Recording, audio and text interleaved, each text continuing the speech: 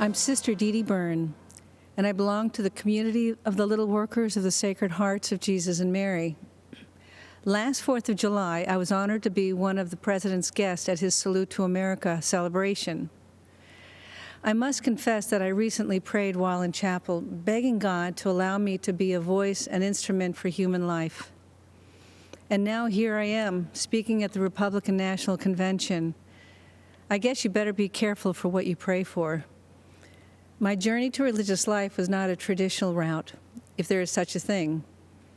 In 1978, as a medical school student at Georgetown University, I joined the Army to help pay for my tuition and ended up devoting 29 years to the military, serving as a doctor and a surgeon in places like Afghanistan and Egypt's Sinai Peninsula.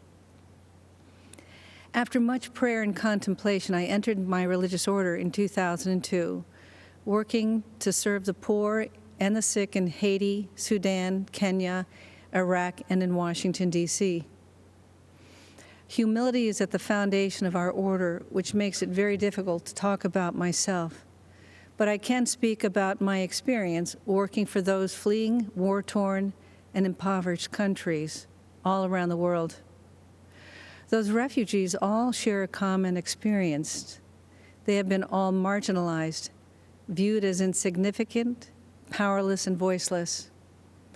And while we tend to think of the marginalized as living beyond our borders, the truth is the largest marginalized group in the world can be found here in the United States.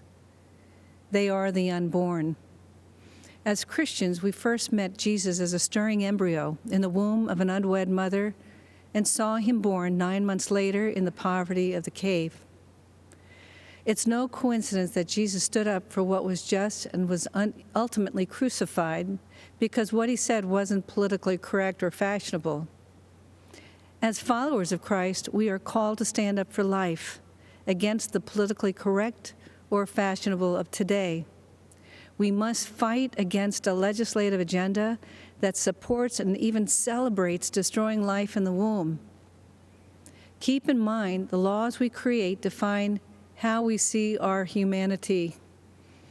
And we must ask ourselves, what are we saying when we go into a womb and snuff out an innocent, powerless, voiceless life? As a physician, I can say without hesitation, life begins at conception. While what I have to say may be difficult for some to hear, I am saying it because I'm not just pro-life, I'm pro-eternal life, and I want all of us to end up in heaven together someday. Which brings me to why I'm here today. Donald Trump is the most pro-life president that this nation has ever had, defending life at all stages. His belief in the sanctity of life transcends politics. President Trump will stand up against Biden-Harris, who are the most anti-life presidential ticket ever, even supporting the horrors of late-term abortion and infanticide. Because of his courage and conviction, President Trump has earned the support of America's pro-life community. Moreover, he has a nationwide of religious standing behind him. You'll find us here with our weapon of choice, the rosary. So thank you, Mr. President. We are all praying for you.